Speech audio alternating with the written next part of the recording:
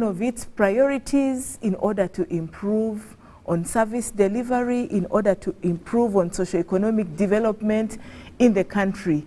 But despite the fact that we have a robust institutional policy and legal framework, you find that corruption is still persisting. Just like you have said, institutional corruption. What could be driving it? We have individuals who have been committing acts of corruption, cases for which we have dealt with, but now we see corruption taking another trend where people have institutionalized it and they're using different approaches, like you have talked about the syndicate, and we are studying the trends. We do not know what could be driving that kind of corruption, but we are seeing rackets, district, local government, different institutions, government agencies, departments, and so on. So corruption is manifesting itself in different forms and faces. Just like last time I was here, I talked about the risks and the relevance of the whistleblowers in the fight against corruption. And I encouraged people out there, please, if you know of any case, come out and report. But now today we are confronted with the issue of corruption happening in different institutions in different manners. But you realize that it manifests itself in form of offering or giving or receiving or even soliciting for bribes or anything of value to influence the actions or decisions of this particular public official in the course of his duties. And you find that it is happening in different ways, like I have already mentioned. For instance, we have got the syndicate fraud. Syndicate fraud where a group of people work together in that institution, and they may not be easily detected. Like for instance, if it is a construction organization where this group of individuals decide to inflate so on, and that is how it happens. When the money comes, they know how they benefit from, and it is hard to detect that because they have worked it together and crafted it together in a syndicate manner. Then we have, in government today, we have intended crisis, and this normally happens when it's involving like a procurement matter, and you find that the requirement for this procurement item is brought at the 11th hour, and they create it like it's a crisis. It has to be done urgently. So the public official waits until the last minute in order to take these decisions on highly sensitive matters. And when you open the veil, you discover that official was using that 11th hour to put the accounting officer on pressure so that that matter is given attention. Then we have fraud by incompetence, where there are some people who for some reason are not competent enough to do their work. Probably they lack the competencies, they lack the skills and expertise in order to deliver services. So the person does not necessarily choose to engage in this kind of corruption, but because he's incompetent, he does not have the ability to detect. So he finds himself, because of lack of qualifications and abilities, he overlooks the proper procedures and he makes mistakes which result into financial loss. So I think it's very important for us to tackle these issues. Then I will talk about fraud by conduit, where you've heard about order from above. And this one mainly involves politicians. Order from above. Someone is probably a minister or a senior minister or minister of state or member of parliament, where for him, avoid to give cheats. They just call the technical person and say, please, I want you to handle this matter this way and this way and this way. So you find the technical person between a rock and a hard thing because the boss, the high-level official has said it. So you find that he does this, he gets involved in this corruption act, probably on behalf of a higher authority or person of a high profile. And it is rampant, like I said, especially amongst the politicians or people who are powerful, but they may not be able to be easily detected because they had the sign anywhere in the documents.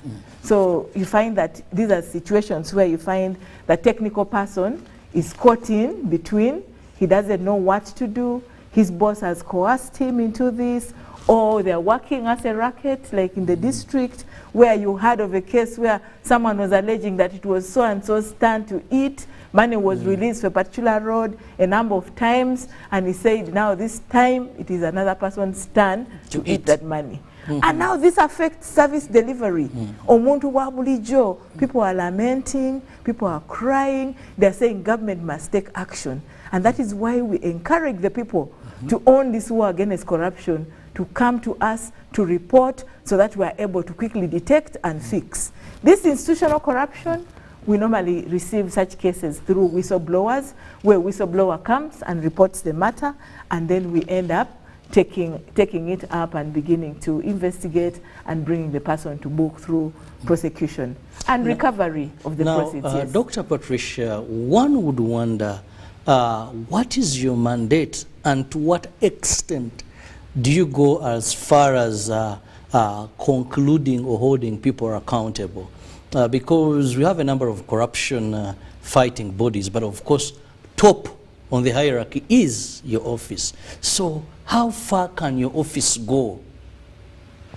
The Inspectorate of Government is the lead agency in the fight against corruption, and our mandate is derived from the Constitution, and then we have the Inspectorate of Government Act, which unpacks what the Constitution has.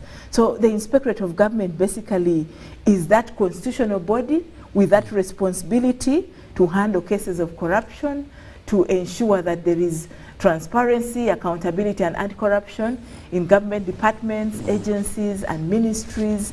And we do lots of work through our different directorates. For instance, we have the Directorate of Anti-Corruption, which does lead in the investigations of corruption cases. We have the Directorate of Special Investigations, which handles the high-profile cases. We have the Directorate of Legal Affairs, which is responsible for litigation, for prosecution, and for giving technical advice on corruption-related cases. We have the Directorate of Leadership Code, which basically handles issues to do with leadership and declarations and verifications and so on. And we have several units which basically support the work of the Inspectorate of Government. But like you said, we have a number of other anti-corruption agencies, which form a consortium called the Interagency Forum in anti-corruption. And all of them have a mandate in fighting corruption. And we believe in complementarity, because when we work together, then we are able to go far.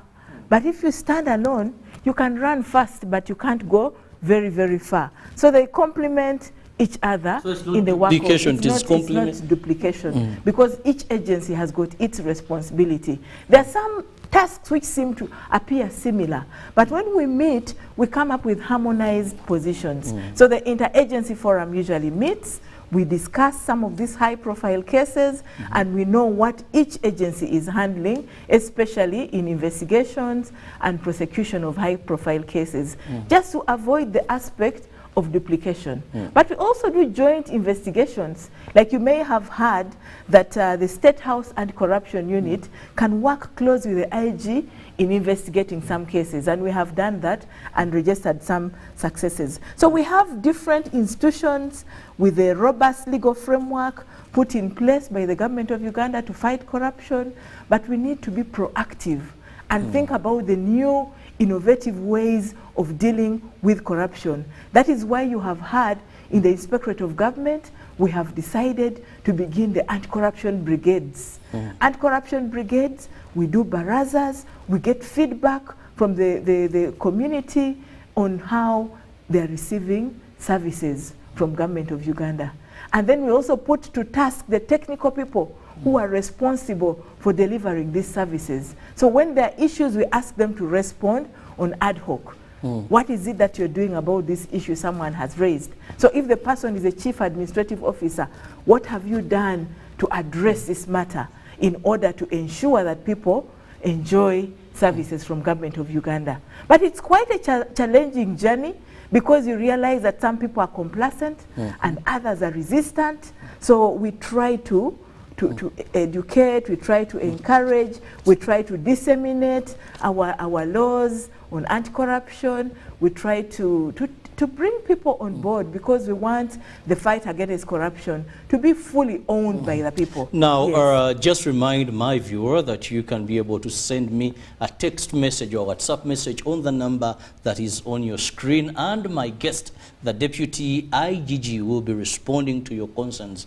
Now, of late, your office is more of sending the fight to the people, because you say this is their battle. They're the ones that at the end of the day suffer more. But there is a growing concern among the public that maybe we could have lost the battle in the fight against corruption and eventually lost the war. They believe that we have either untouchables or there is selective justice, selective approach to the corrupt in this country. And some even question the independency of your office, therefore. I don't think that is the right position, because if you're a soldier, even if the opponent appears strong, you face the opponent squarely. You define, first of all, the approaches the opponent is using. You scope the problem and organize yourself. You retreat and organize yourself to be able to address the problem squarely. Like you have said, the concern out there is that people think we have lost, but we have not lost this battle against corruption, because we know that if we take this battle to the people, like we said earlier on, and the people own it, then the people will be able to report cases and will be able to take action. Some of the success stories we have are cases brought to us by the people, where they whistleblow and let us know what is happening in these institutions, and then we swing to action and begin investigating, and we write to them and ask them to avail us with information. We prepare the files and take the matters for prosecution. So I don't think we have lost the battle, because at the moment we are focusing more on preventive. And in so doing, we are recovering resources that have been wasted, resources that have been lost out there. People are able to own up and say, I am responsible, I think let me pay back this money, and comes to the asset recovery fund and goes back to the consolidated fund, and government can put it to better use. So I don't think we are talking about is that we need to deal with the consequences. You know, the corrosive effects on public trust, where the public now loses trust on the agencies fighting corruption, because they see so many cases coming up. But we need to change that perception so that the public own this war and come and join hands with these agencies, because we rely on them. We rely on their goodwill when they report. We rely on the information they have reported for the case to be successfully prosecuted. We rely on those who volunteer to give evidence, to be witnesses in the anti-corruption court or the leadership court tribunal. And the public plays a very significant role. And that's why we think this is the people's war and not just for, because it needs, the fight against corruption needs a holistic approach where everybody is involved. Because you realize that this government, the fight against corruption is top on the agenda. And therefore it is time for everybody to wake up, to rise and join the war against corruption. The fight has been top on the agenda for some time, but the question remains, where are the big fish? You know, many times we have seen a number of high-profile cases being investigated. But, Madam IGG, the question remains, they either never come to a conclusive conclusion, and there is thirst among members of the public to see big fish netted. You know, we have so many people in this country today that we've seen in corruption scandals. Of course, we know our laws. You must prove beyond reasonable doubt.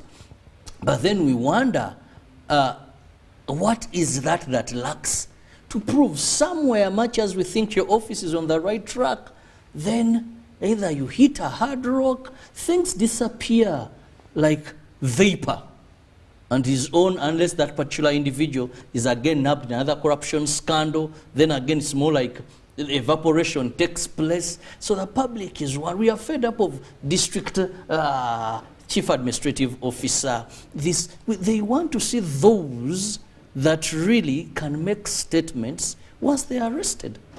Thank you very much, but you realize that when you talk about proof beyond reasonable doubt, offenses of corruption are very intricate, and it can happen between us and the other people will not know what is happening. If someone has sent you, for instance, mobile money or a message, or it happens behind the scenes, and it is not easy to prove until people volunteer and bring that information to us and bring that evidence to us. In most cases, it's even hard to put the suspect or the accused at the scene of the crime because of the nature of corruption. Like I said, it changes forms and shapes like an amoeba. That's why when we were developing the Anti-Corruption Act, we decided to stretch it beyond bribery and said even illicit enrichment is corruption. Abuse of public office and power is corruption, and brought in so many other forms of corruption. But notwithstanding that, we need to begin talking about the solutions, because corruption is all corruption, whether big or small. You have rightly talked about the big fish, and people out there are anxious to see that we conclude these cases. But we are working extremely hard to see that we bring out prosecutable cases. If a whistleblower has brought a matter, we need to dig it or probe it deeper and find that we are able to put this suspect at the scene of the crime. How best, Madam Deputy IGG, do you explain a scenario where the Auditor General's report or even investigations in your report come and pick an institution and they say so much money was abused or went missing? You hear there was a loss of maybe 2 billion, 500 billion, and it is clear in a particular institution this amount of money, but then we fail to locate who took that money, how did that money disappear. You look at issues like NSSF where they will come out and tell you this one brought such a loss to government, this one paid this when it wasn't, this one secured, but then maybe the ordinary mind would think then it's easy to come in and say, Robert, if there's a cup of tea here, it's not there, you sit in this position, either produce the cup or dance to the tune. But this never happens. Usually, when the Auditor General's report comes out, institutions are given the time to respond to the issues that come out from the Auditor General's report.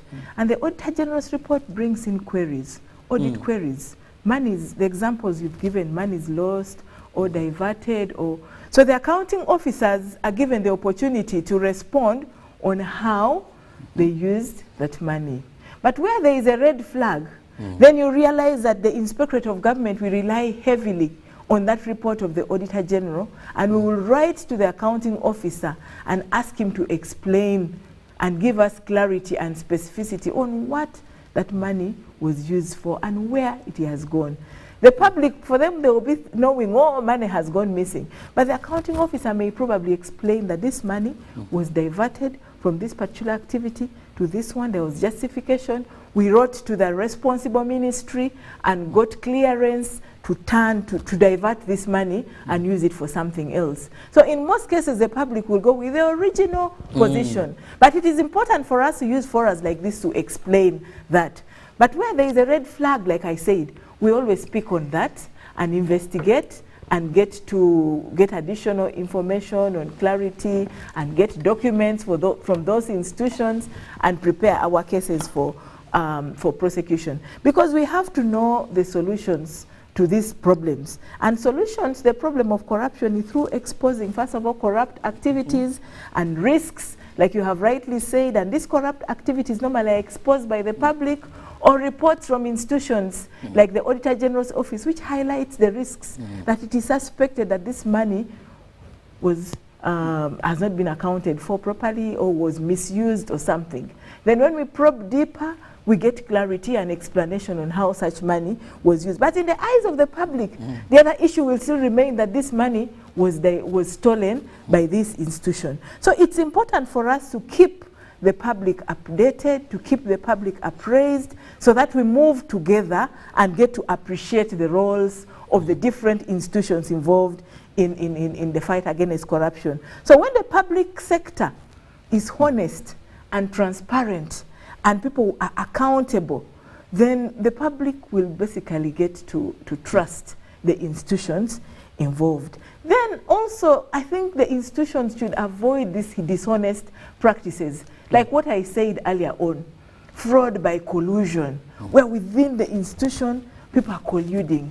And it's hard to detect. When they collude, they will do their reports, and you will not see a single sign of corruption.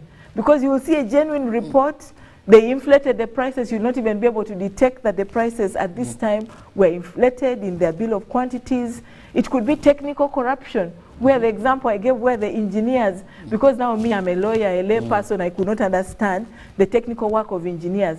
But they will mention some terminologies and include that in their bill of quantities. So if we don't have an expert to analyze, then that will be a problem. I think there is need to strengthen the supervisory roles of the institutions so that those incidences are highly avoided. The collusion, the fraud, the intended crisis, issues of order from above.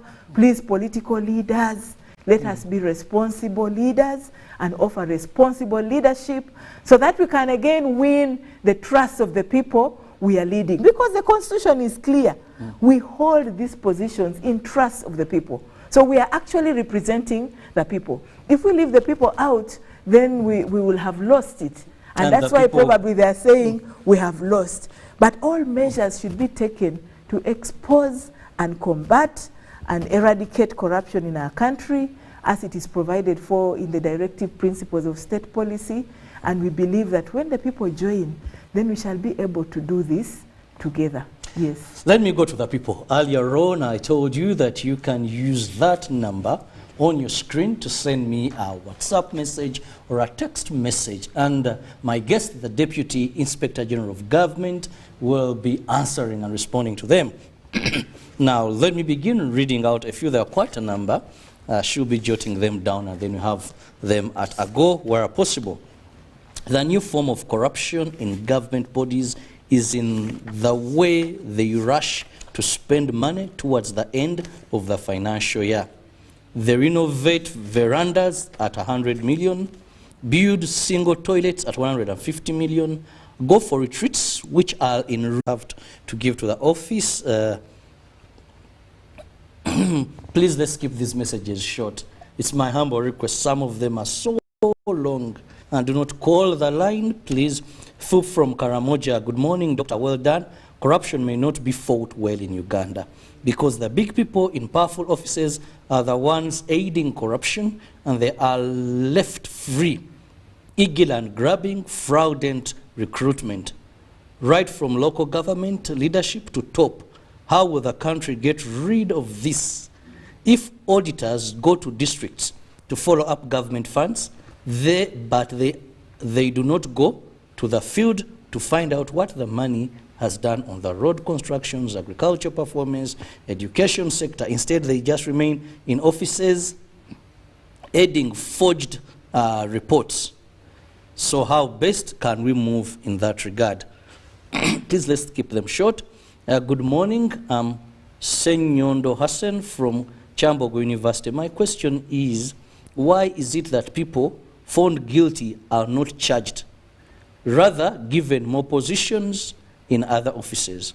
Why can't we see countries like China, where they are doing so well, the way they handle these people? The government has lost much funds in corruption. Other question is, can we individuals be given a chance with the help of your office to take part in saving Uganda by fighting corruption? Thanks.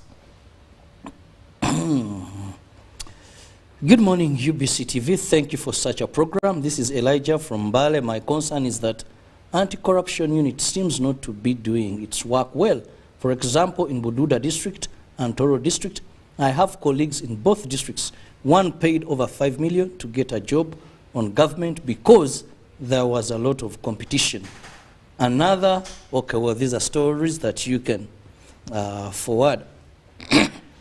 Ask Madam what happened to the case of Prime Minister about sheets, and that's the iron thing. I think iron sheet thing we've handled several times. And we have recently seen a scandal between NAB and the presidential directive on adverts with UBIS and New Vision. This has also led to announcement of a ban of private media events.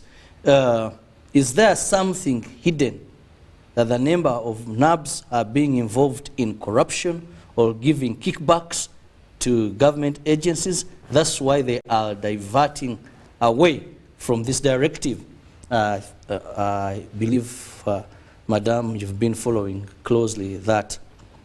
And for now, let me, I think, look at one more. You're dealing with small fish, not big ones.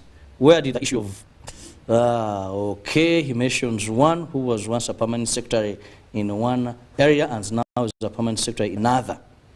Tell people, shifting positions of people suspected to be involved in corruption scandals.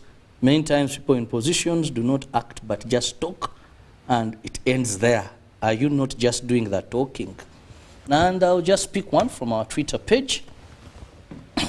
This one says, and that is Carlton Scovia Nakamia. You are fighting corruption, but why issue a court order banning media coverage of a corruption scandal of public interest? For now, let's go with those. Quite a number. We'll look at them as they come in, but let's first have my guest respond to those, and once we are done, if time allows, then we'll also read more messages that are coming in, but please keep them short. Some of them are really very long to get the actual meaning out of them. Yes, Doctor. I will begin by making a comment on the first one, who said government officials use the 11th hour to rush to spend. And that has been very, very common, and finance has tried to regulate that by also grabbing back what the unspent balances from the institutions. So you find that, but that is caused by the late releases of funds. Because if you have planned your activities very well, and you have begun the procurement process as if you're going to do those heavy procurements, even if the releases or the money comes late, you can still be able to implement your activities very, very well. But it is true, there are people out there who use the 11th hour to spend and spend and spend, but that one needs to be controlled, that one needs to be investigated, that one action needs to be taken on. Then the issue of whistleblowing and exposure, Patricia said it's very unfortunate, Patricia, for the loss of the job because of the disagreement with the boss, and the boss has recruited relatives. In the Anti-Corruption Act, when someone brings relatives, you find that is an offense of nepotism, and it is punishable. So please, if you can report that case to us, we will gladly take it on, and we'll look through that offense and see how that person can be brought to book. But it's quite an unfortunate incident. Somebody from Karamoja says big people in powerful offices are aiding corruption, and this has been evidenced through the corruption in recruitment. I must say that we have had a challenge dealing with District Service Commission. You've heard about people buying jobs, or District Service Commission selling jobs. It is very important that these cases are also reported, because we also hear the rumors. But it's until someone who has not gotten the job and yet he paid maybe 5 million or 10 for that job comes out and says, well, me, I paid this money. It was supposed to be for the chairman, and I was not given the job, so now I want my money back. So that is the only way we can get that person, because sometimes this money is refunded on mobile money or physically and so on. Then the giver and the receiver both are culpable, isn't it? Yes. Then we take that person, we put that person to book and say, hey, you received this money and you have given it back. You promised to give this person a job after paying. You have committed an offense, and you are not competent to hold this position. So we normally advise that people bring these cases, report, and then we take action. Because it is very, very common in recruitment. But the problem we have is evidence, or people confident enough to come and report. Someone said auditors go to the field, and then auditors should be able to go to the field, because in most cases, they're out there in offices auditing, and they don't know what has transpired in the field. What we are doing as the Inspectorate of Government, we have our community monitoring groups in the districts, in the grassroots, and we do lots of field monitoring and inspections through the community monitoring groups. Where there are red flags, they definitely bring it to our attention, and we're able to take action. So, and we have trained, we have invested a lot in training them. We have partnered with the civil society organizations, and this is helping us in order to streamline transparency, accountability, and anti-corruption from the grassroots perspective. Some people are guilty and not charged. There are lots of funds in corruption. Individuals should be given the chance to fight corruption. That is why, as the Inspectorate of Government, we are saying this fighting corruption is the people's war. We rely heavily on the people. So you have the chance to join the war against corruption, and you can join it by reporting, approaching our offices, and letting us know about these practices. Elijah from Mumbale said in Bududa and Tororo, still it's the same issue of the District Service Commission. Issues to do with District Service Commission, at the moment we are handling in office. We are having constructive dialogue with the Public Service Commission in order to get a solution to this problem, because it's like systemic now. It's happening everywhere, and we need a systemic approach as well. We are coming up with recommendations, either to do ad hoc service commissions or to do regional, or we want to engage with the Public Service Commission and come up with a solution to this matter. Either the District Service Commission is not facilitated enough, or the people out there are messing up and spoiling the names of the district chairpersons and members of the Service Commission. It is something that needs an in-depth study, because people are complaining, but they are not confidently coming out to give evidence on these occurrences. Yes, the issue of buying jobs. The case of the Prime Minister's office, the iron sheets, you will realize that the Inspectorate of Government, we did a comprehensive investigation on the relief program of the Prime Minister's office, and we took action. There are people we've arrested, and the matter is coming up for prosecution. I will not discuss the details, but you'll also realize that there's a component of that case which was being prosecuted by the Director for Public Prosecution, and that office has handled it appropriately, and they have handled it on case by case. The people who are responsible are being brought to book. The people who genuinely took and used for the right purposes to address issues to do with service delivery, those ones, some of them, the files have been closed because they received and they put it in the right use. So I think it's a matter we cannot divulge into. The issue of NABs. Now, presidential directive over the issue of adverts with UBC and New Vision. In the bid to promote the local content, we encourage the local companies, the national companies, to also grow. So I think it was brought in good faith in order to boost UBC, in order to boost New Vision, and encourage our local government institutions to grow, but not necessarily stopping. But I will not go into detail because I believe that there's going to be a meeting with His Excellency the President, where he's going to provide more clarity and specificity, and I think people will be satisfied. These other companies will be satisfied, because I believe we should all work together for the good of this country. All the other companies contribute to the well-being of this country, either through taxes, through these adverts, and this can be plowed back to give support to UBC. But I believe it will be handled appropriately, and the matter will be resolved. Small fish, not big fish. I had touched on this already. All corruption is corruption. Big or small, we treat it as corruption, just like sin is sin in the Bible. Even the small ones, one by one, makes a bundle. So if I'm to handle a case of 100 million and another one is handling a case of 4 billion, if you collect these 100 millions, doesn't it get to 4 billion? Definitely. Even Mukene, when you put them in sacks, they appear big. They could even be bigger than the Mputazo or the Sablenias. So for me, I think corruption is all corruption. Time is not so much on our side. And we can spend a whole day when we talk about corruption. Of course, as we wind up, Ugandans need a message of hope. Madam, Deputy IGG, a message of hope. Many of them, I've seen a number of messages that are in one way saying, don't even talk about it. It is that we can no longer fight, we can try, but not end or eliminate corruption. Wind up with a message of hope to Ugandans. Thank you very much. To the listeners out there, we have not lost the war against corruption. We live in hope, because we know that we have the institutions, we have the legal framework, which is very robust and can enable us win this war.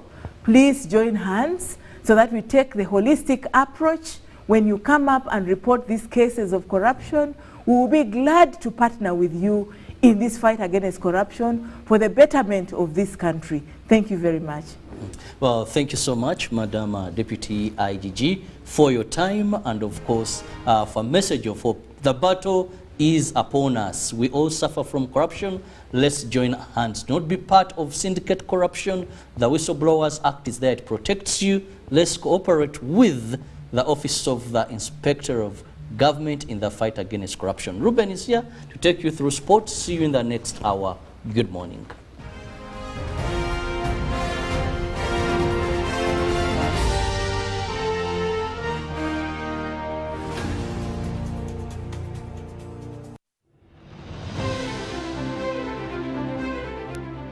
And in talking news, MTN has improved on their data voice bundles. You can now call across all networks for the same price. We've talked to several eyewitnesses on the ground, and this is what one of them had to say.